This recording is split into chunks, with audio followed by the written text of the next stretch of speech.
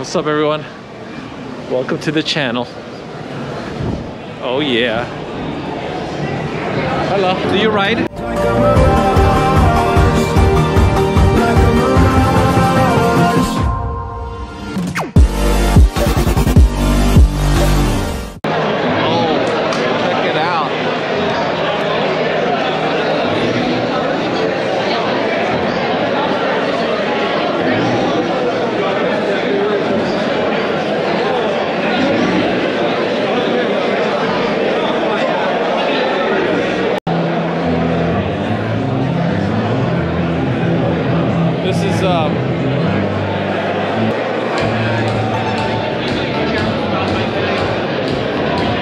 Where's the mannequin? That one or this one? I'm not sure. I see a Pikes Peak right over here.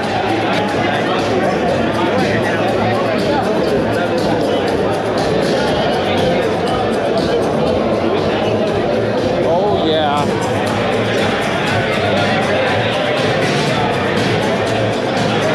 Wrap it? Yeah.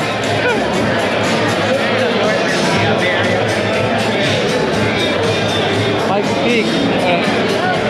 Sexiest man alive right here. The sexiest man alive.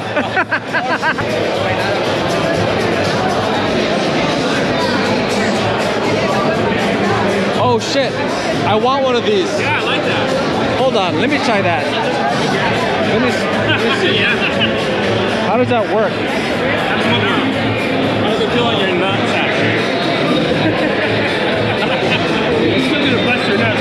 Don't worry, Yeah, it's good. Yeah, because normally that tank is lays over too much. It doesn't grip. Yeah. Yeah. This is the same. Too much fun, dude. That might work. I want to test this out right here. Tank extension pad.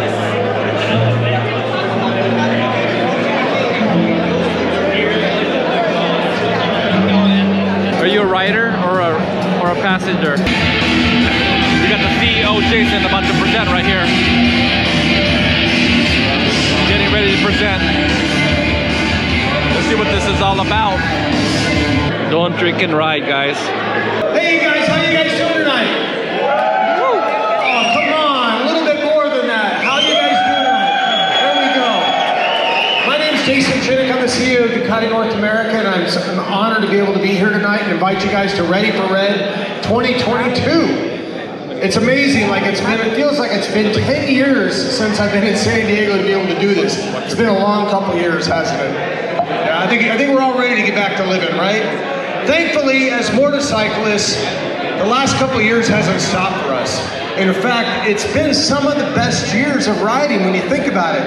I was just talking to a friend of mine and we were talking about the fact that right when this whole thing started happening, all the roads were clear. All those roads and everybody in their cages and the RVs and all those things that were taking up all the backcountry roads, they were magically clear, so we had all these beautiful places to ride. Well, the good thing is that we expect that to continue because we're going to get out there and ride regardless of what's happening. But anyway, this is part of a 22-city tour in the U.S. I think we're at like date 16 right now. Just were in Phoenix last night. I think I was in Dallas and Austin earlier this week.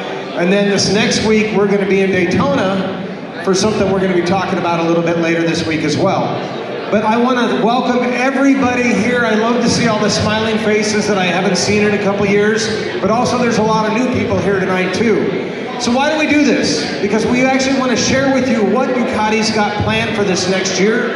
Not just in terms of product, but also in all the exciting activities and events and the things that you can be a part of as well. So moving on from just this kickoff intro, we're going to jump into the world of Scrambler. And actually last year we celebrated the 25th anniversary of the Desmo twin motor. So this motor was actually something that was ran in a lot of bikes back in that era. And you can see this bike from Bruno Spaggiari was actually where we took the influence of this next model, which is actually the new Scrambler 1100 Tribute Pro. So this bike is actually in that same sort of yellow color that you see out of the Scrambler, with a brown leather seat, black spoked wheels, and really this kind of beautiful classic aesthetic in terms of a very standard classic bike. But on the other end of the spectrum, we ended up going with something a little bit more, let's say, urban attitude. And this is the new Scrambler Urban Motard. This bike actually has a 17-inch wheels, both front and rear, nice sporty positioning, that upper high front fender, and the number plates on the side as well. So, but in the world of Scrambler, if you guys paid attention a couple years ago, we decided to take one of our Scramblers and go play in the desert, which was actually a little bit of foreshadowing of some of the things that we have yet to come. And we went out and raced the Mid 400 with a gentleman named Jordan Graham, and he took that race, won it by 45 minutes in his class, in the hooligan class, which was incredible. And we actually went back out there and did it again this December, and the story is going to be coming out about that here shortly. But Jordan didn't rest on his laurels of just that race. He actually decided he was going to take that desert sled, and he was going to race the Hare and Hounds series as well in the hooligan class. And you think about this, this was a bike that wasn't designed to build for off-road racing, but when you lace up a 21 and an 18 on the bike and you put a guy who rides like there's no fear, you end up taking home the #1 plate, which Jordan did this past year, which is really, it's a nice thing for us to see. And the reality is, we also had, for the second time in I can't even remember how many years, we decided to build a motorcycle to commemorate that victory. The first time we did is at Multistrada Pikes Peak, and then the last time we did it here was with the Mid 400 here in the Fast House Desert Sled. We made 800 of those bikes for the world, and they're gone. If you see one on the streets, it's a rare bird because they sold out quicker than we could build them, it felt like. But we also have a lot of exciting things planned for Jordan over the course of the next year as well, so stay tuned. It might have something to do with what's underneath this cover, but we'll talk about that as it progresses. So moving from the world of Scrambler into the world of Ducati, we actually launched our e-bike program last year, and specifically with the MiG-S. MiG-S is actually set up as a really nice trail riding mountain bike that's equipped with a wheel configuration that reminds us of the amazing haircuts of the 80s, a mullet with a 29 in the front and a 27.5 inch in the rear, and that the Shimano motor in it in order to be able to help you power yourself up the hills. But we also decided that we were going to take it to the next level and make something a little bit more enduro oriented.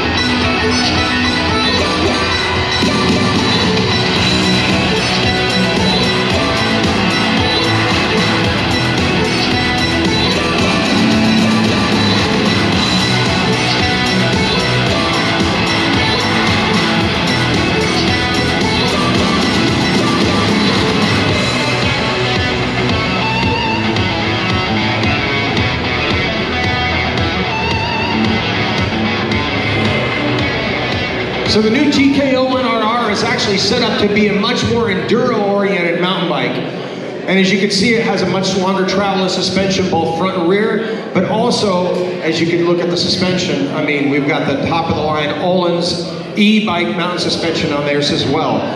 Pirelli tires, both front and rear, and then upgraded brakes across the board. Makes for a really, really fun enduro mountain bike that makes climbing those hills a lot easier and a lot more fun when you get to go downhill as well.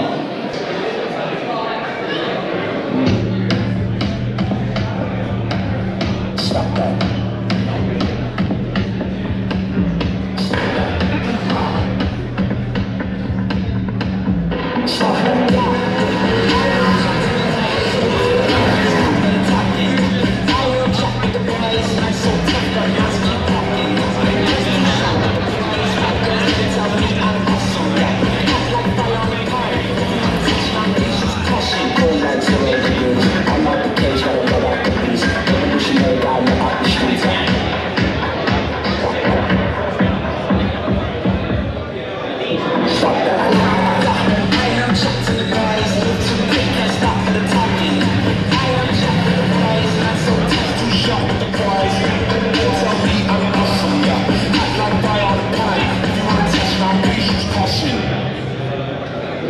So the new Streetfighter V2, we've actually got it right over here, one of the few out there in the country. New fighter in town, you guys, if you get a chance, please sit on this bike and see what the difference really this is in comparison to the standard Streetfighter V4. So give you guys a little bit of an idea, while it definitely has that same Street Fighter look and that family feeling, it is actually significantly narrower of a motorcycle. So it feels a little bit narrower, a little bit more compact, and actually there's been a lot of changes that have been on the bike as well, between the seat, the gas tank, the handlebar position. All of this due to the fact that we're running the V2 motor in it as opposed to the V4. So you notice this V2 motor, this is actually the same motor that's in the Panigale V2, was in the 959. The Super Quattro motor delivers 153 horsepower, so set up to deliver a nice, reasonable amount of power, but also very good in terms of the torque as well, which is what you're gonna need when you're riding on the city streets. In terms of the chassis, it's the exact same chassis between having that monocoque front frame and the tubular steel trellis subframe as well. But as I mentioned, the ergonomics have actually been refined, so it's a little bit more of an upright riding position and set up a bit more comfortable for road riding as well. The suspension has actually been dialed in to be more comfortable with that on the street, but the great thing about it, since it's fully adjustable between the front and the rear, you can actually dial this thing in for the track as well. So this is the new Street Fighter V2. Actually, we expect these things to be hitting their showrooms here shortly.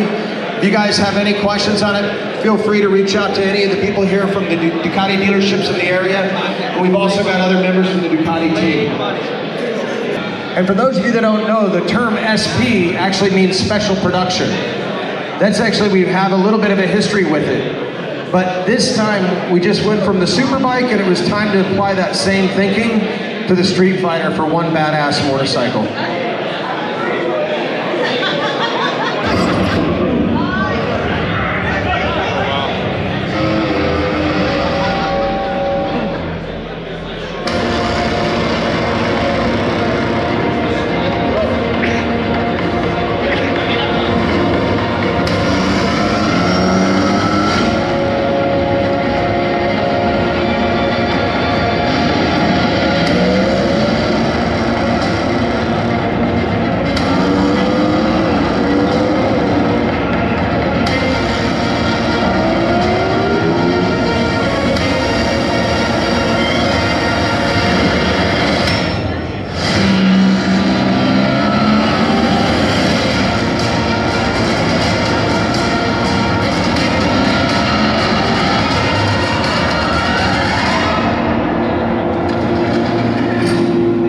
So Street Fighter V4 SP, this is one menacing looking bike. And you can see from the design and the aesthetics, it actually has what we call the winter test livery in terms of the graphics and the design itself. Anybody know why the bikes are blacked out during the winter? No? No. What's that? Actually, no, not spy shots. Good try though, that's a good one. Actually, it's because they haven't figured out the sponsors. So all the bikes that are testing between MotoGP and World Superbike during the winter, they need to get out there and ride the bikes, but they're not sure if it's going to be Lenovo or somebody else on the side of it. So this is why the bikes are always blacked out. But we weren't just going to leave the bike just blacked out. Of course, we have to add a little bit of attention to detail, and the tricolore flag on the wings and some little red accents that help follow the curves of the bike. But it's more than just a really cool paint job on the bike. There's a lot of substance involved with it as well. The first thing is every single one of the bikes are actually individually numbered. You'll see it right there on the handlebar. And then it also comes standard equipped with the dry multi-plate clutch on the bike, which is actually the only other time you see that on a bike is actually on the V4 SP, Panigale V4 SP, or on the R itself, the Superleggera, excuse me, the Superleggera. Moving to the suspension, it's actually, the suspension's been tuned much more for a track-oriented suspension and upgraded Stylema R brakes as well. And of course, carbon fiber wheels that are just really a nice touch that have found their way from the SP and also the Superleggera. And then lastly, billet aluminum rear sets that are fully adjustable.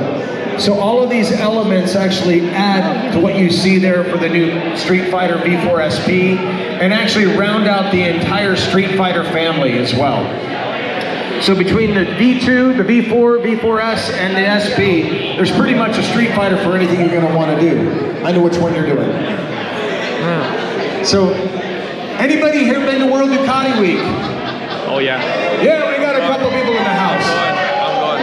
I I think so far you guys have the best penetration of World Ducati Week, the highest number of attendees. So what is World Ducati Week? It's actually a couple days that are held right outside in Misano at a racetrack, the Simoncelli circuit, that actually is Ducati enthusiasts from all over the world gather together there for a couple days for an amazing experience. I mean, there are things that you get to see and do that Ducati owners and just motorcycle fans only dream about. Well, it's been on hold for a couple years, as you can understand why, and it's going to be returning this year. And the good thing to know is that anybody that attends from the US, it's free. So your tickets are covered. There'll be more information that will be out about this event. For those of you that have attended tonight, we'll be sure to follow up with an email once the announcement's set. The dates are as a placeholder, but all the details about how to attend the event and how to get over there, we're working directly with you guys in order to be able to share some of this. So stay tuned for World Ducati Week.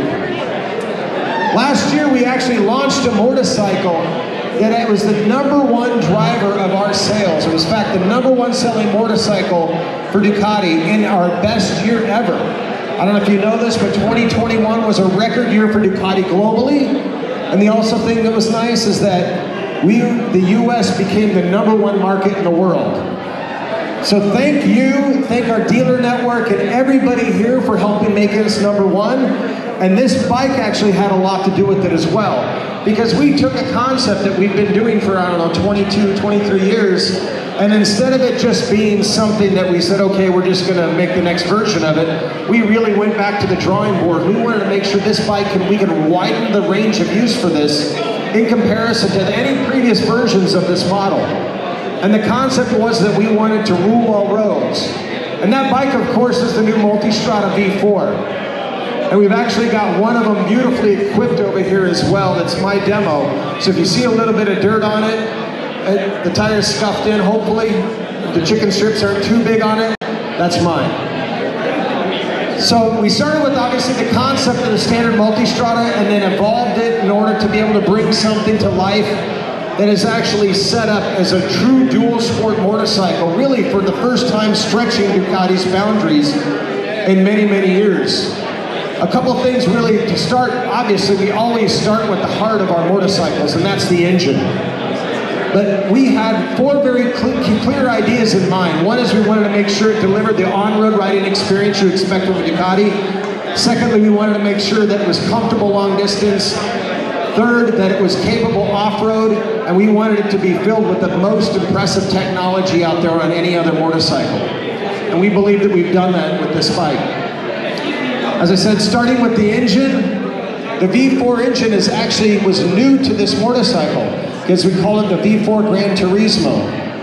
One thing you'll notice also in comparison to its predecessor is significantly smaller. It's much more compact and it's rotated up in the chassis as more of a V than, let's say, an L of its predecessor, the 1260 motor.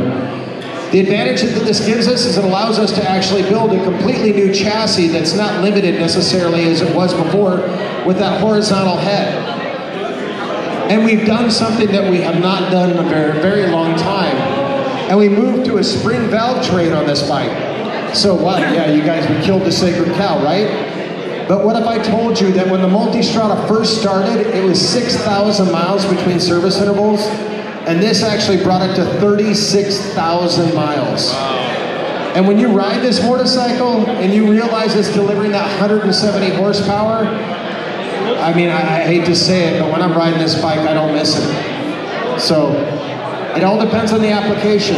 The delivery of the power is very smooth and progressive, and as I mentioned, 170 horse and 92 foot-pounds of torque.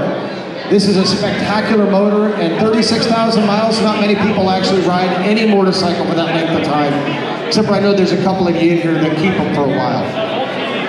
The chassis is actually completely unique for this segment as well.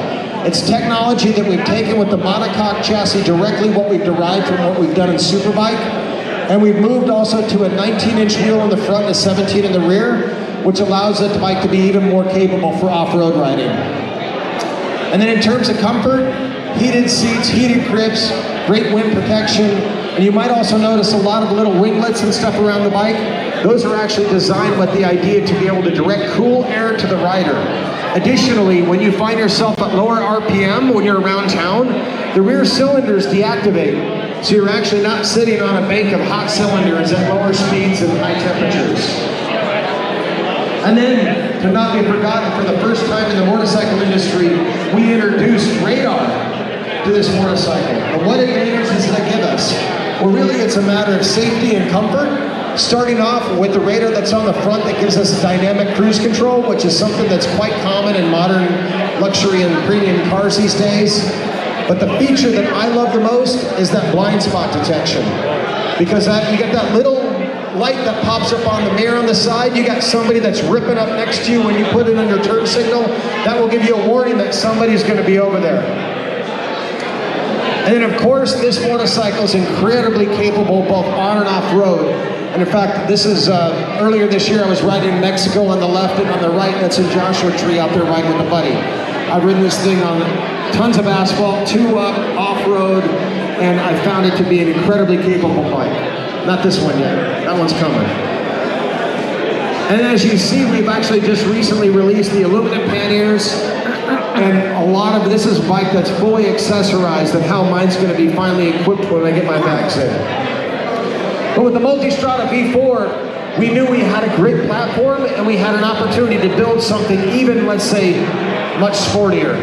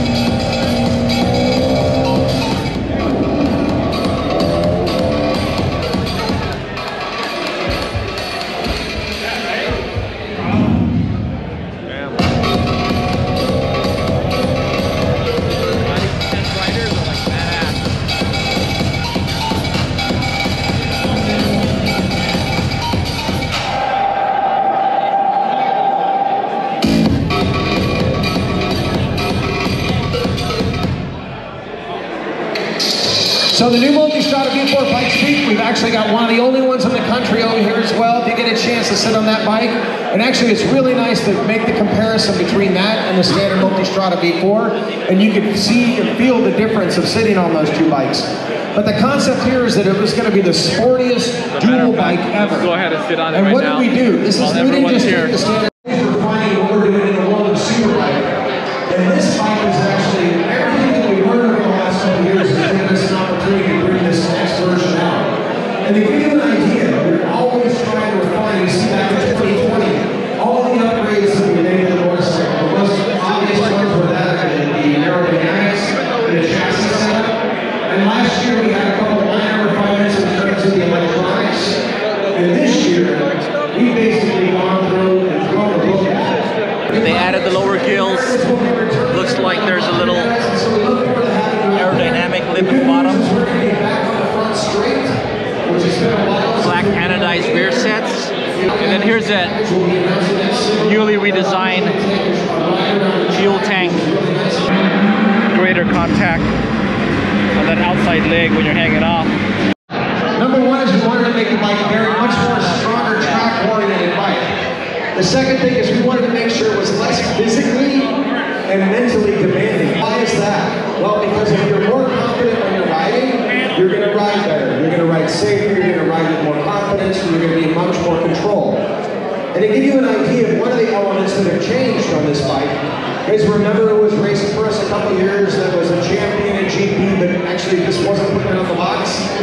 Jorge Lorenzo was struggling with the GP bike. And we actually went through and finally we refined that gas tank, which the gas tank on this bike has been refined as well. So it actually takes less of his upper body strength in order under the hard braking, and you can use his lower body as well. So you notice if you sit on the Panigale V4 over there that the gas tank has been redesigned with one of those ideas in mind. And the whole seating position to make it much more comfortable in terms of your time on the track.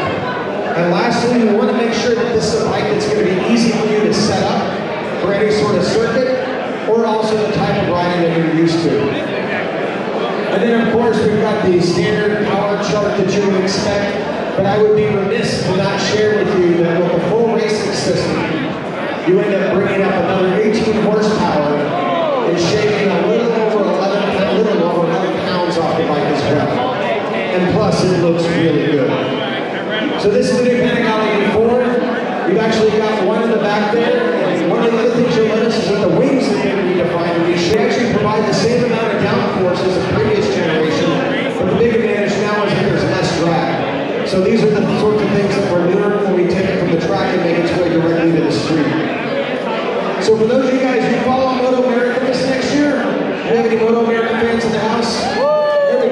Okay, we need to do better than that because we got a lot going on in Moto America this year. And I'll tell you what's happening. So for the first time in years, we're going to be back racing next week at the D100 with the Panigale V2 and this gentleman who doesn't live too far from here, Josh Herron. So this is great news. In addition, in the world of Superbike for Moto America, we've got Daniele Petrucci, who's going to be racing for us all year this year. And Danielle is so excited to be here in the States. You guys have probably seen some interviews that are out there with him. In fact, one of the things that he said he's so excited about is coming to the States to get himself a pickup truck. Because he wants to make sure he's going to be a proper American while he's here. But we have a big calendar next year as well. Starting off with the Daytona 200, which is next week, which is kicking off with the 200 race, where Josh will be out there, followed by Circuit of the Americas, which will have the launch of the Superbike series for Moto America, and then we've got a full calendar for the rest of the year. We're going to be at a handful of these races with Ducati hospitality, and you can be confident we're going to be there in Laguna Seca, which I know is just pretty much in your guys' backyard. Damn right. It sounds like a road trip to me. Oh yeah. Everybody get Multistrada V4s and work your way up there. So join us this year in Moto America. It's been years since we've been able to have a strong presence. The great news is our team at Ducati Corsa has been supporting us with this, and they're very much involved in seeing us succeed over here at racing, which is great news. So moving to the start of the show tonight, I know this guy's been excited. He's been chomping at the bit the whole time, front and center, and I appreciate that. Ducati is obviously well known for what we've done in the world of asphalt and track, and it's been years since we've really done anything that's tackled the dirt seriously. But personally, I grew up in Las Vegas, Nevada, man. I grew up in the desert. I grew up watching desert racing. I grew up riding in the desert. And when we came out with this motorcycle and actually some other bikes that kind of led to this concept, it was something that I knew that was going to be a winner for us. Because I know that when we're Ducati, we're going to do something like this, we're going to do it right. Without further ado,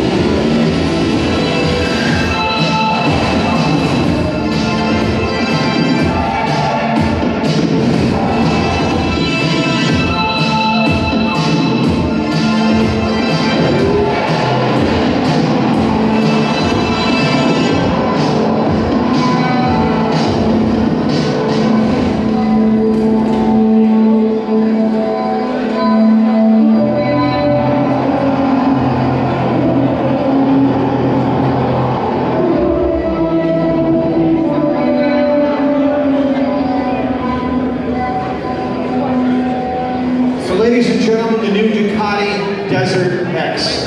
Richard, will you pour a couple of folks here?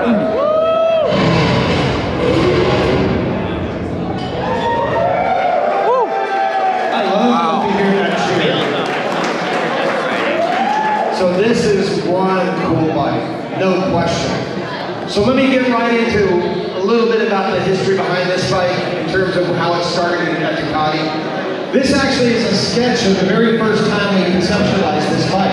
And actually originally it started life as a scrambler. It was going to be a scrambler 1100 powered motor.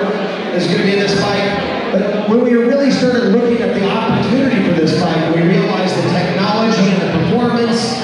We knew that while Scrambler is, let's call it land of joy, and it has a foot rooted in heritage, we needed to make this a much more modern oriented motorcycle. So it's evolved to what you see here today as the new Desert X. So starting with the place we always start with Ducati, the engine, the heart of our motorcycle, we've actually equipped this bike with a 937 Multistrada 11-degree motor in it.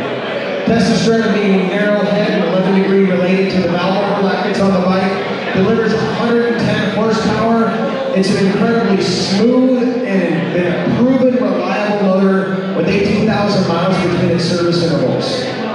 In addition, this motor is actually not just the one that you've seen in previous generation 950s. It's actually been refined where it's the hydraulic clutch has been added to the bike. We've shaved some weight off of the engine as well. If you've got a quick shift, and actually the gear drum is mounted on bearings, which gives it a very precise shift and minimizes false neutrals on the bike. And the transmission has actually been completely changed for this bike as well. A shorter first and second gear, which allows you to be able to ride that bike off-road more easily. When you need to crawl, when you need to go at low speed, you don't have to worry about feathering and burning on the clutch. And then also a slightly shorter sixth gear as well. Moving into the chassis on this motorcycle, we did not just take an existing chassis off of a different bike and figure out how to put long travel suspension on it. This chassis was specifically designed with this bike in mind, and it's been developed off-road. So you start to see some of the stuff that's going to come out of what this bike can do, not just what you saw in the video, but some of the other things that have been done with this bike, it's going to blow your mind. The chassis, for the first time in years, since the 70s on a production motorcycle, we've equipped it with a 21-inch front wheel and an 18 rear. And of course, that's a perfect configuration for real off-road riding. Not only because it makes for a bike that's much easier to cut through the dirt, but also it gives you a lot of options when it comes to the different tire choices that you want. And depending on the terrain that you're going to ride this bike, you're going to want to make sure you have the right tire configuration in order to accommodate that. Good long travel suspension, both front and rear, and of course excellent ground clearance as well. But the bike has also been proven on-road, so it's very comfortable in terms of its seating position, wind protection, air protection as well. And we have the option for a lot of travel capacity. The aluminum panniers are optional for this as well.